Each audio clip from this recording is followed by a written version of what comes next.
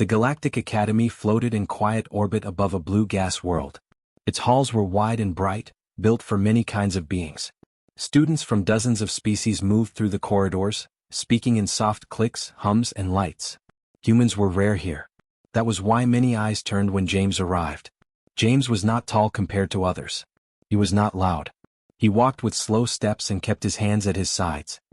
His uniform was plain and his face showed little emotion. To the alien students, this calm was strange. Most species showed feelings openly. Fear, pride, stress, these were easy to see. James showed nothing. He was part of a medical training exchange. Humans had been allowed to join the academy only recently. Many alien students believed humans were fragile. They came from a harsh world, yes, but they were soft-skinned and had no natural weapons. That was what the data said. Emily watched him from the front of the class. She was the instructor for basic survival training. Her species had evolved on a high-gravity world. Her eyes were sharp and her movements were quick. She trusted records more than rumors. Still, she felt uneasy. The class gathered in a training chamber. The room was designed to simulate danger without real harm. Soft floors, clean air, and safety fields surrounded them. On the wall, tools were displayed: scanners, seal kits, and small training blades. The blades were not sharp enough to kill, but they could still cut skin. Emily began the lesson. She spoke about field medicine, about staying calm under stress. Pain, she said, is the first enemy. Panic follows pain. Panic kills. The alien students listened closely. Some nodded. Others adjusted their data pads. James stood near the back, quiet as before. Emily asked for a volunteer to demonstrate pain response. No one moved. Pain was not something most species wanted to feel, even in training. Emily understood. She was about to move on when James stepped forward. "I can," he said. His voice was calm and clear. A few students shifted in surprise. Emily paused, then nodded. "Very well. Stand here." James walked to the center of the room. Emily handed him a small training blade. "This is a controlled tool," she said. "You will make a minor cut and describe your response." James looked at the blade. He turned it in his hand, checking the edge. Then, without hesitation, he pressed it into his own arm. The blade broke the skin. Red blood appeared. The room froze. Several alien students cried out. One dropped his data pad. Another stepped back in fear. For many of them, self-harm was a sign of madness or loss of control. Emily's eyes widened. Her body tensed, ready to activate the safety field. James did not scream. He did not even gasp. He pressed a bit harder, then pulled the blade away. Blood ran slowly down his arm. He looked at it, then looked at the class. "This hurts," he said simply. "But it is not dangerous." Emily raised her hand sharply. "Stop," she said. "Explain yourself." James nodded. He set the blade down and used a cloth to press against the cut. His movements were steady. His breathing did not change. "On Earth," he said, "pain is common. We fall. We burn. We break bones. We learn early that pain does not always mean death." The alien students stared at him. Some were pale. Others were confused. James continued. "Sometimes humans use small pain to stay calm. To remind the body that it is still in control. Pain focuses us." Emily studied him closely. She scanned his vital signs. Heart rate steady. No shock. No panic. It was true. "You harmed yourself," she said. "Why would that help?" James thought for a moment. "When everything is loud and scary," he said, "pain is simple. It is clear. It gives the mind one thing to hold on to." The room was silent. Emily slowly lowered her hand. She did not stop the lesson. Instead, she nodded once. "Treat the wound," she said. James cleaned the cut and sealed it with a medical patch. His arm stopped bleeding. He returned to his place in the class as if nothing unusual had happened. The alien students whispered among themselves. Some looked at James with fear. Others with new interest. One student asked quietly, "Does it not damage you?" James shook his head. "It heals." That answer disturbed them more than the act itself. The lesson continued, but the mood had changed. Every word about pain and panic now felt heavier. Emily finished the class early. When the students left, many looked back at James. Emily stayed behind. She approached him slowly. "You should have warned me," she said. James nodded. "I'm sorry. I thought it was normal." Emily paused. Then she said, "For humans, perhaps." James met her gaze. "We are not weak," he said. "We are used to surviving." Emily watched him walk away. She realized that the records were incomplete. Humans were not fearless. They were trained by their world. And the Academy had only just begun to understand that. The rumor moved faster than any shuttle in the Academy. By the next cycle, everyone had heard it in some form. Some said the human had stabbed himself for fun. Others said he had lost control and felt nothing. A few claimed humans enjoyed pain. Each version grew worse with every telling. James did not notice at first. He followed his normal routine. He attended classes. He studied in quiet corners. He checked his arm each morning and replaced the medical patch when needed. The cut was healing well. But the looks changed. Alien students moved away when he entered a room. Conversation stopped when he passed. Some watched him with fear. Others with suspicion. James felt it, but he did not react. He had seen fear before. Michael and Daniel noticed immediately. They were human classmates, part of the same exchange group. Michael was tall and open, often smiling.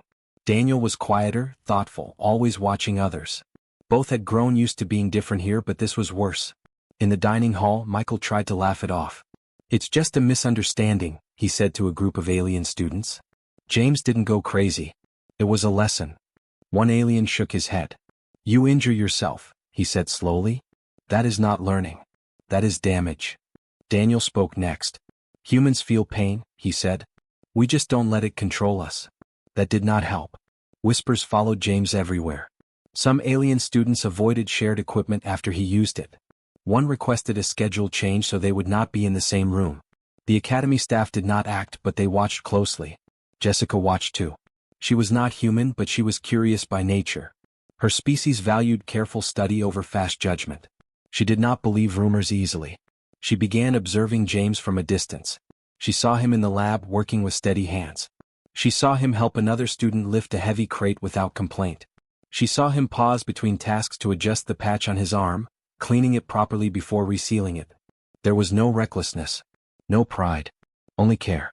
One afternoon, during a shared study session, an alien student finally spoke up. "Is it true?" he asked James. "Do humans harm themselves to show power?" James looked up from his work. He seemed surprised by the question. "No," he said. "That would be pointless." "Then why did you do it?" another asked.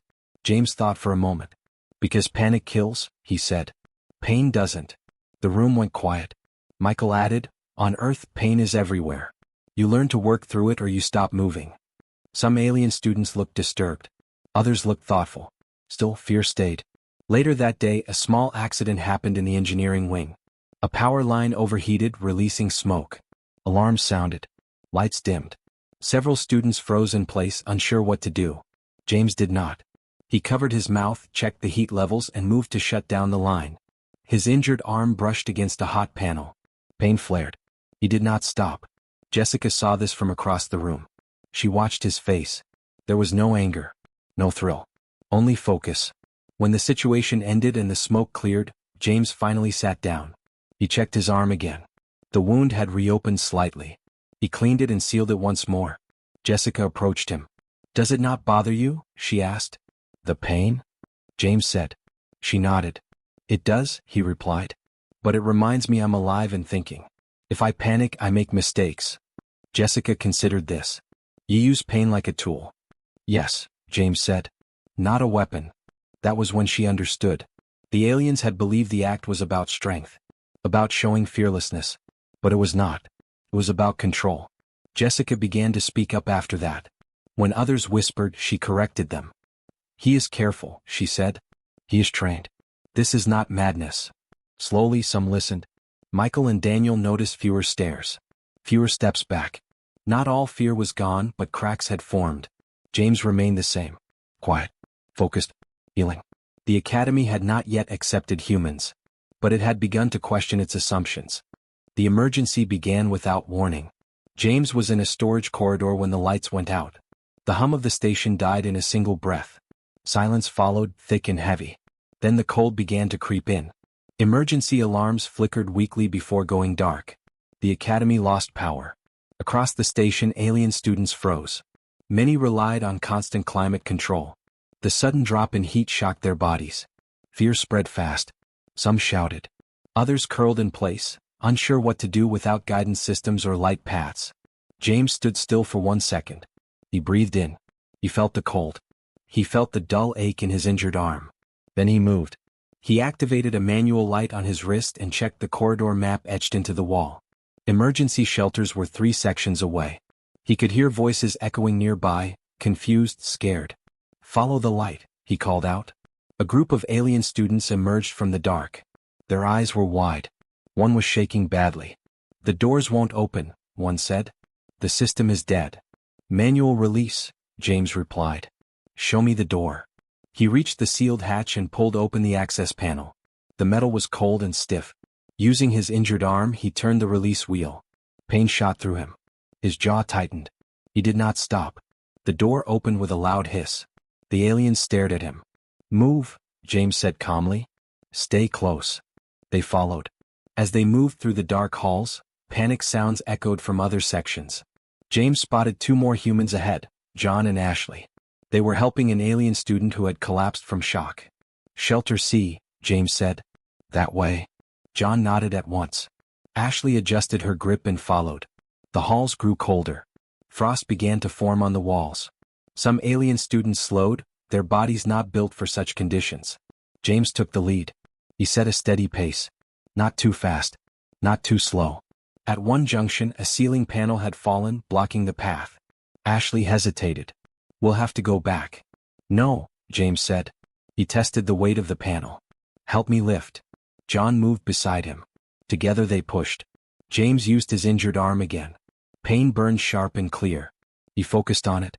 Kept his thoughts clean. The panel shifted enough for others to crawl under. "Go," James said. They did.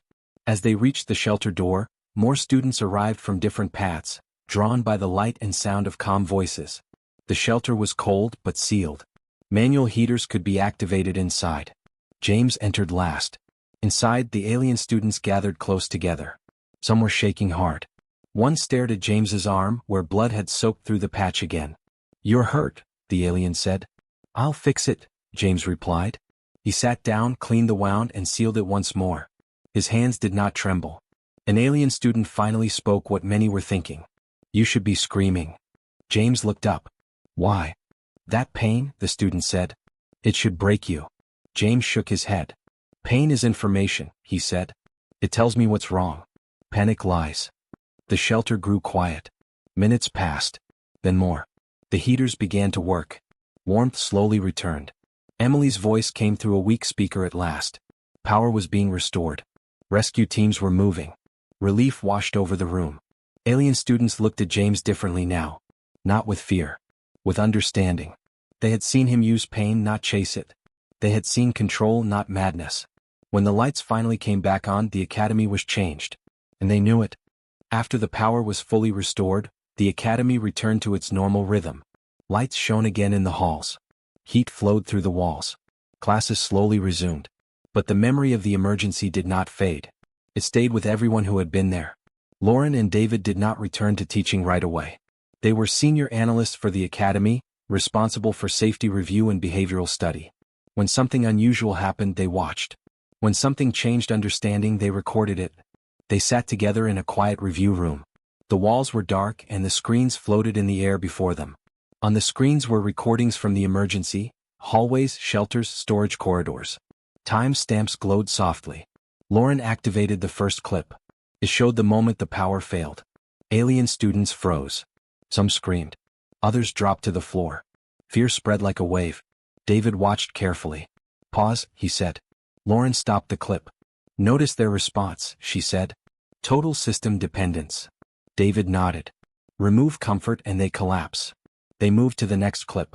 James appeared in the darkness, activating a manual light. His posture was steady. His breathing even. Lauren leaned forward. "He assesses first," she said. "No wasted movement." The next recording showed James opening the sealed door. The wheel resisted. The injury on his arm was visible. He used that arm anyway. David frowned. He knew it would hurt. "Yes," Lauren replied. And he accepted it. They watched him lead others through the cold corridors. They watched John and Ashley fall into step without being told. They watched fear break around James like water around stone. Lauren slowed the footage. "Look at his face," she said. David studied the image. There was strain. There was pain. But there was no panic. "This matches the classroom incident," David said quietly. Lauren nodded. The blade. They brought up the earlier recording from the survival class. James pushing the training blade into his arm. The shocked reactions. Emily stepping forward in alarm. At first glance the act looked dangerous. Even foolish. But now, with context, it looked different. He was proving something, David said. Yes, Lauren replied. Control. They compared the data. Heart rate. Stress markers. Pain response. James's readings stayed within a narrow range. Even during injury. Lauren opened a human cultural file. It was thick. Wars. Disasters. Extreme climates. Accidents. Humans face pain early, she said. Their world demands it. David scrolled through examples. Broken bones treated in the field. Soldiers trained to move while wounded. Workers continuing tasks despite injury. They learn that pain does not always mean stop, David said. And because of that, Lauren added, they stay calm when others fail. The room fell silent. David leaned back. We classified the act as unstable behavior. Lauren closed the file. That was an error. They reviewed one final clip.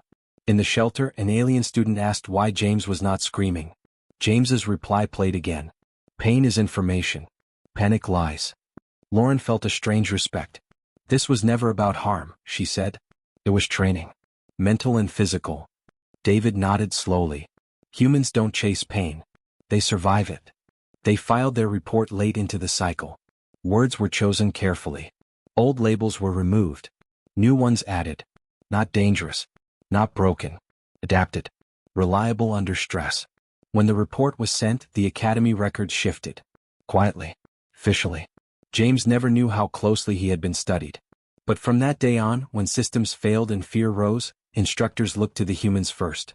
Not because they were fearless, but because they understood pain and did not let it rule them. Jessica sat nearby, observing as always. She saw how alien students now asked James questions instead of whispering. Not about pain. About focus. About staying calm. One asked, "Does it not scare you feeling pain like that?" James thought for a moment. "Sometimes," he said. "But fear doesn't help anyone." John and Ashley joined emergency drills a week later. This time, when alarms sounded, alien students did not freeze. They looked for direction. Many looked at the humans. James did not rush. He did not raise his voice. He simply moved and others followed. After the drill ended, an instructor recorded the response times. They were faster. Cleaner. Fewer errors. Lauren and David watched from the observation deck. "They're adapting," David said. Lauren nodded. Learning by example. Later that cycle, the Academy hosted a mixed species seminar. Humans were invited to speak, not as warnings but as references. James declined the platform. Michael spoke instead briefly. "Pain is not our goal," Michael said. "Control is." The room listened. James sat in the back, his arm fully healed now. The scar was small. Almost invisible. An alien student approached him afterward. "I was afraid of you," she admitted. James looked surprised. "Why?" "Because I thought you were broken," she said. "Now I see you were prepared." James considered that. "Prepared people don't look brave," he said. "They look calm." The student nodded slowly. Life at the Academy moved on. New classes began. New emergencies were planned and practiced. Each time, humans were included not as risks but as anchors. Alien students learned a simple lesson. Humans did not fear pain. They understood it. They used it to protect others, to stay focused, to move when fear said stop. And James remained what he had always been. Quiet. Steady. Human.